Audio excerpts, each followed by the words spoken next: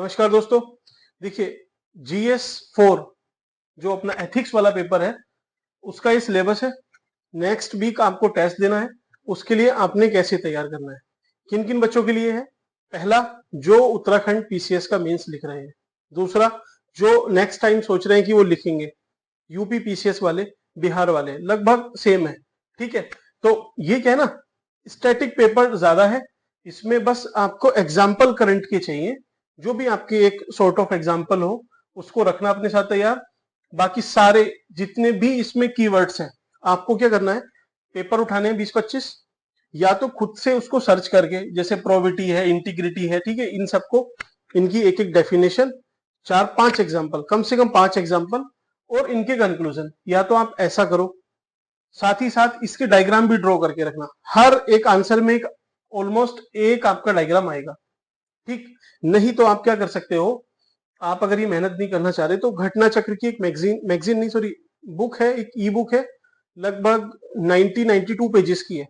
सारा उसमें कवर हो जाएगा, आप उसको भी पढ़ सकते हैं। आप मुझे व्हाट्सएप कर देना, मैं आपको उस पर रिप्लाई कर दूंगा। ठीक है, वो आपको शेयर भी कर दूंगा जो ग्रुप में है। वन मोर थिंग, जो टेलीग्राम पे है, टेलीग्राम पे आप जो भी मैसेज करते हो वो मेरे पास अब फिल्टर होके आएंगे। लास्ट वीक से आपने देखा होगा, मैं ज्यादा उस पर एक्टिव नहीं हूँ, some other person is dealing with that. So आप जो भी मुझे सेंड कर रहे हो, आप चाहे तो मुझे व्हाट्सएप पे करना डायरेक्टली अगर मुझसे बात करनी है तो, अदरवाइज आप टेलीग्राम पे कर सकते हो।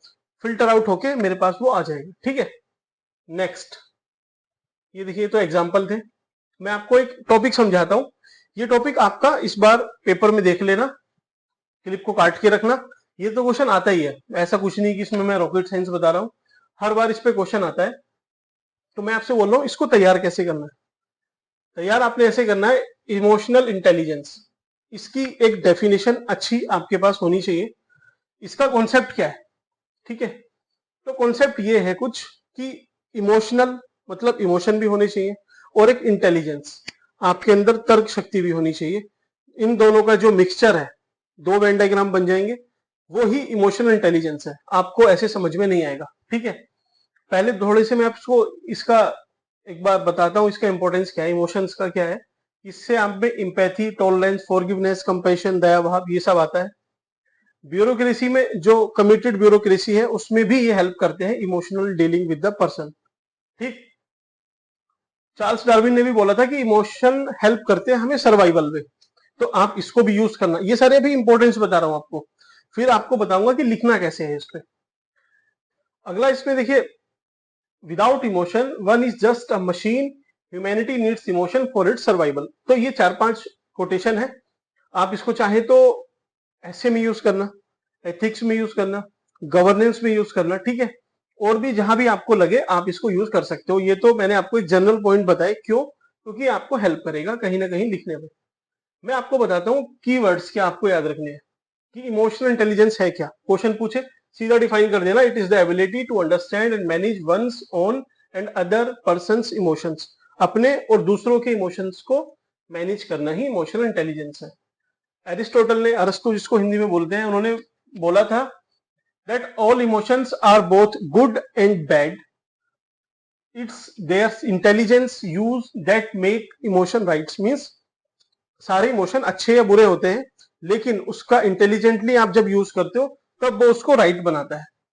चलिए, ये भी कहीं यूज हो पाए तो आप कर लेना, अदरवाइज जब इमोशनल इंटेलिजेंस आएगा ना, तो आपसे ये तो वो पूछेगा ही कि इसके क्या कंपोनेंट है। ठीक है, कॉन्सेप्ट आपने बता दिया, कंपोनेंट क्या है। तो एक कीवर्ड याद रखना, सरेआम, SAREM, ये स्पेलिंग याद रखना, SAREM, सरेआम करके मैं इसको याद रखता हूं। सरेआम में क्या है, यहां पे लिखा हुआ है SAREM।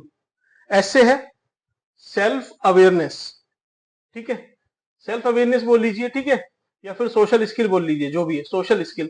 ए से अवेयरनेस, आर से रेगुलेशन, ई से एम्पैथी, एम से मोटिवेशन। ये 5 कीवर्ड्स लिखना कैसे, इसको ड्रॉ कैसे करना है आपने, पेंटागन बनाना। ये जो पेंटागन है ना, ऐसे इसको बनाना, इमोशनल इंटेलिजेंस बीच में, इसको ऐसे शो कर देना, आपका काम हो जाएगा। ठीक, अब मैं आपको समझाता हूं सेल्फ अवेयरनेस होती क्या है। सेल्फ अवेयरनेस होती है कि आपको आत्मज्ञान होना। आत्मज्ञान कैसे, एग्जाम्पल से समझते हैं, आप इसको यूज भी करना। अकबर बहुत महान राजा थे, ठीक, तो वो उन्होंने एक ऐसा रूल बनाया हुआ था कि जब भी मैं किसी को फांसी देता हूँ, आज अगर किसी ने कोई अपराध किया, मैं उसको फांसी, आज मैंने बोल दिया कि इसको फांसी लगनी है, तो वो अपने मंत्रियों से बोलते थे कि इस पर्सन को मुझे फिर से 3-4 दिन बाद फिर से लेके आना इसको मेरे सामने, मैं तब बताऊंगा फिर से कि हाँ इसको क्या देना है, तब आप उस पर एक्शन लेना। क्यों? क्योंकि वो अपने अवेयरनेस थे, उनको अपनी जो भी अवेयरनेस थी वो ये थी कि मैं जो भी इमोशन एकदम डिसीजन लेता हूं सामने वाले को देख के, वो हो सकता है ज्यादातर इमोशनली ड्रिवन होते हैं। तो इमोशनली तो ऐसा कुछ नहीं है ना, इंटेलिजेंट भी आपको बनना पड़ेगा कि भाई आपको दूसरा पक्ष भी सुनना पड़ेगा एकदम से। जैसे अभी रेप के केस आते हैं सामने, तो इमोशनली एक 2-3 कल्प्रिट है, उनके खिलाफ माहौल बनता है, ठीक है, उनको जल्दी से मांग होती है कि फांसी दे दो, ये एक तरह से इमोशनल डिसीजन है। इमोशनल इंटेलिजेंस क्या होगी कि हाँ ठीक है इनको फांसी देनी है, लेकिन with due process of law, वो आपके इमोशनल इंटेलिजेंस का पार्ट है, आप चाहे तो इसको यूज भी कर सकते हो। अकबर का भी यही था कि वो 2-3 दिन बाद ऐसे फैसला लेते थे। और एक मजेदार बात किसी ने बोला भी है, उनके लिए एक कमेंट किया था कि जनरली वो मेजोरिटी ऑफ द केस में उसकी फांसी टाल देते थे। क्यों? क्योंकि तब वो इंटेलिजेंटली प्लस इमोशनली दोनों को एक तरह से बैलेंस बना के डिसीजन लेते थे। तो आप अकबर का यूज करना कैसे कि वो अपने जो भी डिसीजन थे उसको थोड़ा सा पेंडिंग रखते थे, ताकि वो थोड़ा और ज्यादा इंटेलिजेंटली उस पर सोच पाए। इमोशनली तो वो रिएक्शन देते ही है। ये है सेल्फ अवेयरनेस। सेल्फ रेगुलेशन क्या होती है? रेगुलेशन कुछ ऐसा सा है कि आपके जो भी पॉजिटिव फीलिंग जनरेट हुई, ठीक है, जो भी आपका फीलिंग जनरेट हुई, आप उसके बेस पे या फिर जो सोशल नॉर्म्स है उसके बेस पे आप डिसीजन नहीं ले रहे हो। कैसे? आप सेल्फ रेगुलेट भी कर रहे हो। सिर्फ ऐसे नहीं आपको आत्मज्ञान तो हो गया, आप रेगुलेशन भी कर रहे हो। कैसे? उदाहरण के लिए एक जज है, ठीक, अभी कोर्ट ने फैसला सुनाया था एलजीबीटी पे, ठीक है, जो उसको होमोसेक्सुअलिटी को एक तरह से मान्यता दी, सेम सबरीवाला में भी मान्यता दी। तो जो रिलीजियस एक नोशन था, जो एक सोशल नोशन था, उसके खिलाफ जाके सुप्रीम कोर्ट ने कुछ फैसला दिया।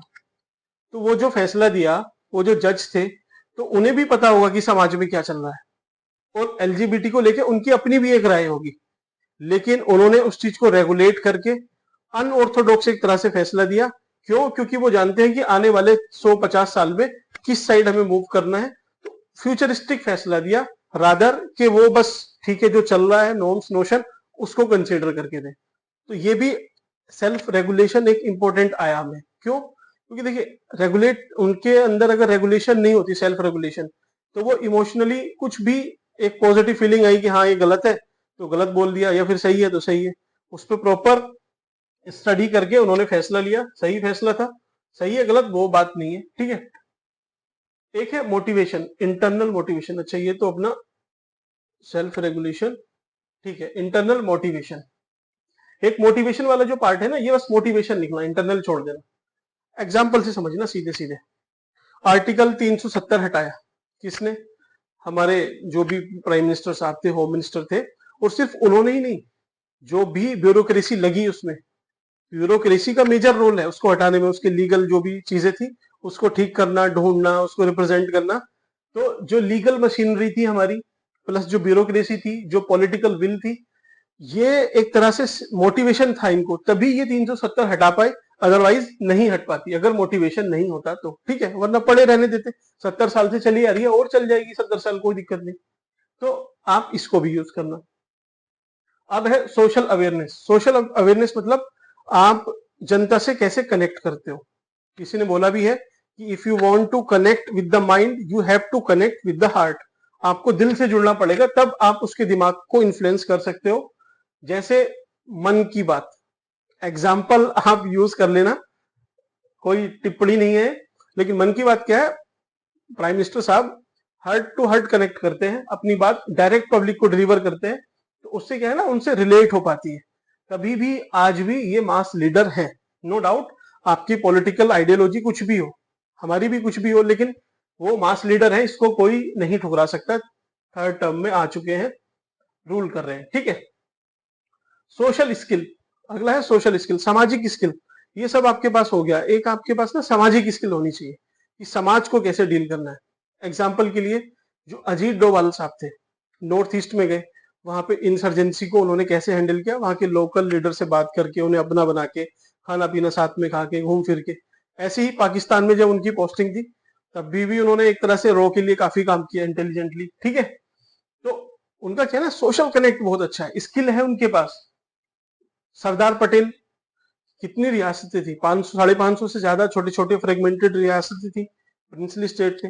उन सबको कहाँ पे हमने एक्शन लिया, बस 2-3 जगह एक्शन लिया, हैदराबाद और जूनागढ़। बाकी सबको तो हमने कन्विंस करके ही लिया ना। तो वो उनके अंदर एक स्किल थी। तो ये सोशल स्किल होती है। आप इन्हीं सब एग्जाम्पल को यूज करना, ठीक है। अब इसकी यूटिलिटी क्या होती है, तो यूटिलिटी यही सब है कि आप पीपल की अंडरस्टैंडिंग कर लोगे, सोशल फैब्रिक को समझ लोगे, तो आप एक इन्फॉर्म डिसीजन लोगे, ठीक है। गवर्नेंस अच्छी हो जाएगी उससे, क्योंकि आप जब लोगों को समझते हो, उनकी नीड समझते हो, तो आप डिलीवरी भी अच्छे से कर पाते हो, ठीक है। इससे सोशल कैपिटल भी बनती है ना। इमोशनली इंटेलिजेंट होना, जैसे स्टेट ऑफ इजराइल, वहां के लोग अपनी ज्यूसनेस के लिए काफी इमोशनल भी है और वो इंटेलिजेंट भी बहुत है। वो ऐसे नहीं सिर्फ इमोशनल है कि हम इसके लिए मर जाएंगे मिट जाएंगे, ऐसा ही नहीं बोलते। वो मरते मिटते भी हैं, सर्विस भी करते हैं, और कोई अटैक करे तो उसके खिलाफ भी खड़े हो जाते हैं, और खड़े ही नहीं, उसको घर में घुस के मारते हैं सही से, ठीक है। तो सोशल कैपिटल में भी ये हेल्प करता है। रिस्पॉन्सिबिलिटी एंड कमिटमेंट, ये तो ऑब्वियसली पार्ट हो गई, इसका वर्क कल्चर में हेल्प करेगा, इफेक्टिव डिसीजन मेकिंग में काम करेगा। जैसे अभी मैं एक इंटरव्यू देख रहा था रजत शर्मा का, ठीक है, आपने देखा होगा शायद, इंडिया टीवी पे जो आते हैं। तो उनका कुछ ऐसा वो बोल रहे थे कि 2000 समथिंग, 2005 की बात है शायद, उनका चैनल एक तरह से बिकने वाला था, ठीक। बिकने वाला मतलब कि वो चल नहीं रहा था, एडवर्टीजमेंट मिल नहीं रहे थे, उनके ऊपर लोन था, कर्ज था, जो उनके ज्वेलरी वगैरह थी वो सब उन्होंने रखी हुई थी। तो उन्होंने क्या काम किया कि यार चल ठीक है, इसको बेचना तो है, इंटेलिजेंटली उन्होंने सोचा कि चलो इसको बेच देंगे, काम खत्म हो जाएगा। लेकिन फिर उन्होंने इमोशनली एक सोचा कि यार जो 700 लोग मेरे अंडर में काम कर रहे हैं, जो मेरे नाम के नीचे आए थे कि हम रजत शर्मा जी के साथ काम करेंगे, बोले उनका क्या होगा। तो ये इमोशन दिखाता है। तो उन्होंने क्या किया, वो गए फिर से टेबल पे, अपनी जो भी बोर्ड ऑफ उनके होंगे मेंबर, कोर जो कोर टीम होगी, उनको बुलाया, उनसे बोला कि आप मुझे बताओ कि अभी अदर चैनल पे क्या चल रहा है। तो उन्होंने बोला कि सर नाग नागिन और ये भूतनी परेत ये सब चल रहा है अभी, उस पे बहुत बढ़िया टीआरपी है। तो उन्होंने बोला कि ठीक है, हम समझौता तो नहीं करना चाहते, लेकिन कोई नहीं, हमें करना पड़ेगा। क्यों? आदर्शों से थोड़ा सा उन्होंने समझौता करने की बात कही। क्योंकि उन्होंने बोला कि अगर टीआरपी नहीं आएगी तो फिर ये चैनल नहीं चलेगा, चैनल नहीं चलेगा तो ये लोग फिर बेरोजगार हो जाएंगे। तो उन्होंने बोला कि नहीं, हम भी एक काम करेंगे, आधा घंटा 1 घंटा ये सब दिखाएंगे, नाग नागिन भूत प्रेत, थोड़ा सा ना, मतलब पब्लिक में जो इंटरेस्ट क्रिएट करे। उससे क्या होगा, हमारी टीआरपी अच्छी होगी, एडवर्टीजमेंट मिलेंगे, हम पे पैसा आएगा, हम लोन चुकाएंगे, अपना चैनल रिवाइव कर लेंगे। उन्होंने किया, तब उनका चैनल 8वें नंबर पे था, और विद इन 1 ईयर शायद वो नंबर 1 हो गए। तो फिर उसके बाद उन्होंने ये सब चीजें बंद की। तो एक तरह से उनका इमोशनली इंटेलिजेंट डिसीजन था, इमोशन में भी गए, प्लस इंटेलिजेंटली भी उन्होंने सोचा कि नहीं भाई ऐसे काम नहीं चलेगा, सिर्फ हम अच्छे अच्छे कार्यक्रम दिखाते रहे हेल्थ पे, एजुकेशन पे, उससे टीआरपी नहीं आ रही, घर नहीं चल रहा। तो वो इंटेलिजेंटली था, ये इमोशनली था, दोनों का एमलगेमेशन हुआ, बढ़िया डिसीजन इन्होंने लिया, इफेक्टिव डिसीजन मेकिंग। देखना इंटरव्यू काफी अच्छा है। सोशल चेंज, अब ये तो देखिए एक आईएएस का भी है, इसमें ओपी चौधरी साहब थे, इनकी भी कहानी मजेदार है। ये जब लवासना गए ट्रेनिंग पे, तो इनको खाना खाना नहीं आता था ठीक से। मीन्स वो जैसे यूज करते हैं, जैसे अगर उनको डोसा लेना है या फिर इडली लेनी है, तो वो इतना सारा भर लेते थे। बोले मुझे टेबल मैनर्स कितना लेना है क्या है मुझे आता ही नहीं था, मुझे लगता था कि भाई मिल रहा है, इसके बाद दोबारा ले नहीं सकते, तो वो भर लेते थे पूरी प्लेट को। वो उन्होंने ही बोला। तो फिर उन्होंने क्या किया कि बोले मुझे इतना, फिर बाद में मेरे जो साथ के जो मेट्स थे, कलीग्स थे, वो थोड़ा सा बोलते थे कि ऐसे नहीं, ऐसे करते हैं, ऐसे करते हैं, ऐसे करते हैं। बोले मुझे अशेम्ड भी थोड़ा फील होता था, लेकिन जैसे तैसे उन्होंने वो कंप्लीट की। पोस्टेड हुए कहाँ पे, नेक्सलाइट एरिया में, छत्तीसगढ़ के बस्तर में। वहां पे उन्होंने ऐसा काम किया, इतना बढ़िया काम किया कि उसी मसूरी ने उनको फिर 10 साल बाद बुलाया फॉर लेक्चर, कि अब आप यहाँ पे लेक्चर दीजिए, इन्हें बताइए बच्चों को कि कैसे डीलिंग होती है। तो एक बहुत एक मोटिवेशन भी है, प्लस आपकी लर्निंग भी है, कैसे लर्न किया जाता है। और इन्होंने ही उस नेक्सलाइट एरिया में स्कूल पे, हेल्थ पे बहुत अच्छा काम किया, इनको अवार्ड्स भी मिले। अब शायद किसी पार्टी में है तो ज्यादा इन पे कमेंट नहीं करेंगे।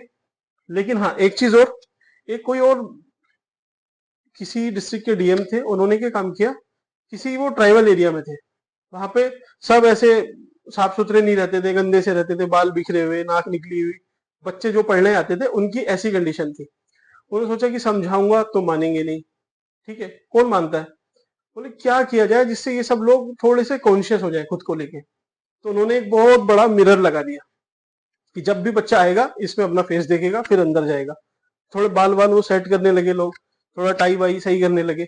धीरे धीरे करते करते 1-2 साल में इतना चेंज आया कि सब एक रेगुलर यूनिफॉर्म में एकदम साफ सुथरे, हाइजेनिक, नीट एंड क्लीन होके आने लगे। तो ये भी एक इनोवेटिव अप्रोच है, सोशल चेंज आता है।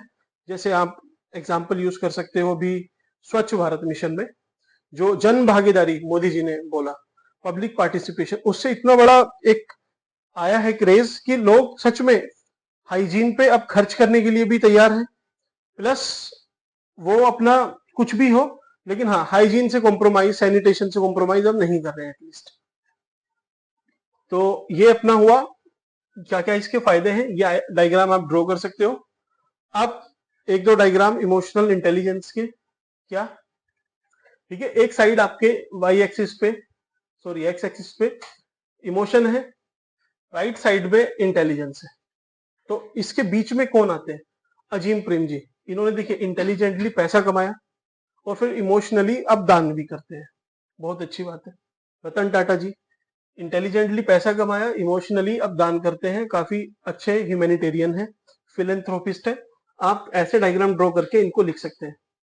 अब इंटेलिजेंट होना लेकिन आप इमोशनल नहीं होना, उससे क्या होता है, बहुत सारी दिक्कतें आती है कि सिर्फ आप इंटेलिजेंट हो लेकिन आप इमोशनल नहीं हो। अभी केरल का एक केस है, वहां पे एक इंजीनियर, बहुत बहुत बड़े इंजीनियर थे, वो टेररिस्ट एक्टिविटी में पाए गए। तो वो इंटेलिजेंट तो थे लेकिन इमोशनली उनके अंदर इम्पैथी, कंपेशन, वो सब चीजें नहीं थी। इस वजह से वो इतने बड़े आतंकवादी बन गए। सेम एक फार्मर जो रहते थे झारखंड में, वो नाम मत लेना आप कुछ भी किसी का भी, लेकिन आप बोल सकते हो ऐसा कि वो फार्मर थे, अपनी फार्मिंग करते थे, लेकिन नक्सलिज्म की तरफ गए। और वो, क्योंकि उनको एक क्या है, इमोशनली इंटेलिजेंट जो पूरा कॉन्सेप्ट है, उससे थोड़े से वो एम्बिट से बाहर चले गए। वो इंटेलिजेंटली अपना दिमाग यूज करके कि पैसे मिलेंगे, हथियार मिलेंगे, प्रोटेक्शन मिलेगी, इन नक्सली का थोड़ा सा एक सोशल सोशल भी नहीं, मैं बोलूं पॉलिटिकल बैकिंग है, वो भी मिलेगी। तो उस वजह से वो उधर इन्फ्लुएंस हो गए। तो ये सब आप लिख सकते हो, कोट कर सकते हो, उसमें कोई डाउट नहीं। अभी एक पहले आपने सुना होगा सीसीडी, जो कैफे कॉफी डे है, उनके जो ओनर थे, सिद्धार्थ था शायद उनका नाम, उन्होंने सुसाइड किया। तो उनके पास पैसा तो था, इंटेलिजेंटली बहुत पैसा कमाया, लेकिन इमोशनली कहीं वो थोड़ा वीक थे, इस वजह से सुसाइड किया उन्होंने, किया होगा शायद, एटलीस्ट हम एजम्पशन लगा सकते हैं। अभी वो अच्छी जगह है। ये डायग्राम भी आप ड्रॉ कर सकते हो कंक्लूजन से थोड़ा सा पहले, कि माइंड है, दिमाग है, यह हार्ट है, इन जब इसका बैलेंस बनेगा, यही इमोशनल इंटेलिजेंस है। ठीक है, इस चीज को ही बैलेंस करना।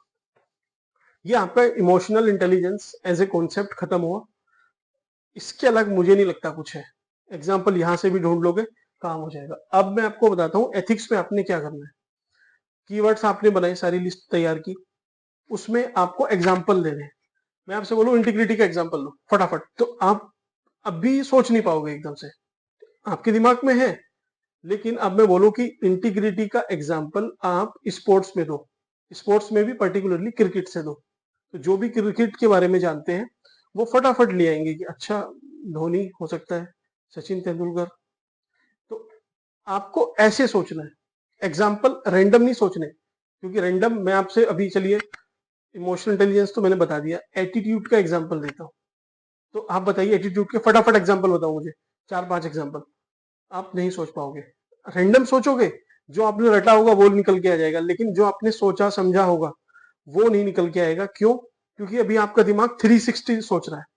आपको एकदम टू द पॉइंट उसको लेके जाना है। कैसे कि भाई अच्छा एटीट्यूड, तो क्रिकेट में जाता हूँ, क्रिकेट में किसका एटीट्यूड, आपको एग्जांपल आ जाएंगे दो चार, धोनी का आएगा, सहवाग का आ सकता है, ठीक है, ये सब चीजें। तो करना क्या है, आपने अपने 5 डोमेन सेट करना। 5 डोमेन मतलब कि आपको जितने भी एग्जाम्पल वहां पे लिखने हैं, देखिए 20 क्वेश्चन है, 20 में से लगाइए लगभग 15 क्वेश्चन है, उससे भी कम है, क्योंकि बाकी केस स्टडी होती है, आधा पेपर ही है आपको जो लिखना है। उसमें आप कितने एग्जाम्पल यूज कर लोगे? 15 अगर आपके क्वेश्चन है बाय एन एवरेज, तो 5 एग्जाम्पल भी यूज कर रहे हो तो 75 एग्जाम्पल, 70 एग्जाम्पल। ऐसा तो नहीं है कि 200 एग्जाम्पल आप याद करके जाओगे अब यूज कर लोगे, तो वो यूज नहीं होंगे। आपको क्या करना है, 5 टॉपिक रखना, हेडिंग रखना, इनके अंदर ही आपको सोचना है। और भी आप ऐड कर सकते हो जो आपका कंफर्टेबल जोन हो, जैसे हिस्ट्री एक डायमेंशन की, अच्छा मुझे एग्जांपल लिखने हैं तो मैं हिस्टोरिकल एग्जांपल दूंगा। कब से कि अशोक, बड़े बड़े लोग, अकबर, अकबर के बाद अच्छा गांधी जी, विवेकानंद, मतलब विवेकानंद थोड़ा पहले थे, विवेकानंद, गांधी जी, सरदार पटेल, लाल बहादुर शास्त्री, ठीक है।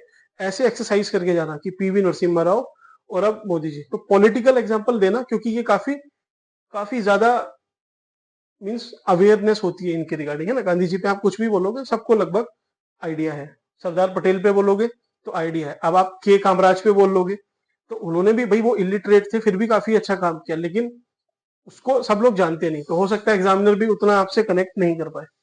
तो हिस्टोरिकल एग्जाम्पल देना है, जैसे अकबर का देना। इमोशनल इंटेलिजेंस का आपको देता हूं मैं एग्जाम्पल, अकबर मैंने आपको बता दिया था। अर्जुन, भगवान कृष्ण जब अर्जुन को उपदेश देते हैं कि आप डरो मत, आपके अपने हैं, तो क्या हुआ, आपको इमोशनली इंटेलिजेंट होते हुए इनको मारना है, ठीक है। चाणक्य, चाणक्य ने भी यही किया, भाई अपने चंद्रगुप्त मौर्य को तैयार किया, है ना, पूरे धनानंद को खत्म करने के लिए। सरदार पटेल, विवेकानंद, विवेकानंद ने भाई और बहनों बोला, तो क्यों, क्योंकि वो एक तरह से इमोशनली कनेक्ट हुए लोगों से, पूरी दुनिया से। तो इस तरह से आपने हिस्टोरिकल एग्जाम्पल सोचे। दूसरा एच से ही आएगा, हॉबी, आपकी जो भी हॉबी है, ठीक है। मेरा जैसे मैं बताऊं, मुझे स्पोर्ट्स पसंद है, स्पोर्ट्स में भी क्रिकेट, अभी ओलंपिक भी हुआ है, आपको अगर उसके एग्जाम्पल याद हो तो वहां से देख लेना। अदरवाइज जैसे मुझे क्रिकेट पसंद है तो क्रिकेट में धोनी, सहवाग, गौतम गंभीर, ठीक है। वर्ल्ड क्रिकेट में भी, ऑस्ट्रेलियन क्रिकेट में पॉन्टिंग, ये सब, गिलक्रिस्ट, इन सबके एग्जाम्पल में कहीं ना कहीं से रिलेट करके पहले लिखता था, अब तो खैर मैं एग्जाम नहीं देता, ठीक है, स्पोर्ट्स में। अगला आप सोचना है कि आईआर, ये सबको पता है, जैसे इसराइल और ईरान का युद्ध चल रहा है, यूक्रेन रशिया का चल रहा है, ग्लोबल डिप्लोमेसी में भी आप सुनते रहते हो कि अच्छा इसने ऐसा किया, उसने वैसा किया, तो आप इससे ज्यादा अच्छे से रिलेट कर पाओगे, है ना। जैसे वॉइस ऑफ कंसाइंस पे पूछे तो आप वॉर के बारे में लिख सकते हो कि अभी जो चल रहा है, तो आपको बताएंगे और भी धीरे धीरे। एडमिनिस्ट्रेशन अगला है आपका, एडमिनिस्ट्रेशन, इसमें आप सोचना कि एडमिनिस्ट्रेशन में क्या, कि जज, एक जज है, उसके सामने सारे फैक्ट हैं, बेंच है 5 जज की, वो एक फैसला देते हैं 4:1 से, तो सारे जजों के पास लगभग सेम लेवल ऑफ इंफॉर्मेशन थी, तो फिर एक का डिसीजन वेरी क्यों किया चारों से? वो इसलिए किया क्योंकि उसने इंटेलिजेंस के साथ साथ, जो डेटा था उसके साथ साथ, थोड़ा इमोशनली भी कुछ सोचा होगा, है ना। इस वजह से थोड़ा डिसीजन वेरी किया, तो ये इमोशनल इंटेलिजेंस का है। आप लिख सकते हो इसमें आर्टिकल 370 एडमिनिस्ट्रेशन वाला है, गवर्नमेंट की कोई स्कीम आपको पता हो, किसी ब्यूरोक्रेट ने बहुत अच्छा काम किया हो, आप उसको भी मेंशन कर सकते हो। अगला आता है सिनेमा, सिनेमा से भी आप उठा सकते हो अमिताभ बच्चन, रजनीकांत, या जो भी मीन्स आपको याद हो और वेल नोन हो। ऐसा नहीं कि आप अभी कौन, राजकुमार राव, चलिए वो भी थोड़े से नोन है, कार्तिक आर्यन डाल दे रहे हो, ठीक है, वो सब नहीं, तो जो वेल नोन हो, क्योंकि जो टीचर है वो 50 साल से ऊपर की एज में है, उनके टाइम के जो अभी रिनाउंड पर्सन है उनको आप कोट करोगे तो ज्यादा आपको हेल्प मिलेगी। अगला, आप अगर आपकी स्पोर्ट्स में रुचि नहीं है तो आप ओलंपिक का इस बार देखना, उसमें आपको कम से कम 30-40 एग्जाम्पल मिल जाएंगे। जैसे एक ये था नाडा हफीज, ये शायद अपनी बेटी को लेके गई थी, ये प्रेग्नेंट थी, सॉरी ये प्रेग्नेंट थी, तभी भी ओलंपिक में खेलने गई, तो ये दिखाता है इनमें करेज, कन्विक्शन, इनका एटीट्यूड, इनका परसिवरेंस, तो इन सबको आप यूज कर सकते हो। ये अपना सिलेबस था, ऐसे आपने तैयार करना, ठीक है। तो आई होप आपको ये समझ में आया होगा। आपको अगर ये सही लगा तो आप मुझे बताइए, मैं और एथिक्स पे और काफी सारी वीडियो लाने की सोच रहा हूँ। आप लाइक करिए, चाहे तो सब्सक्राइब भी कर सकते हैं। Thank you.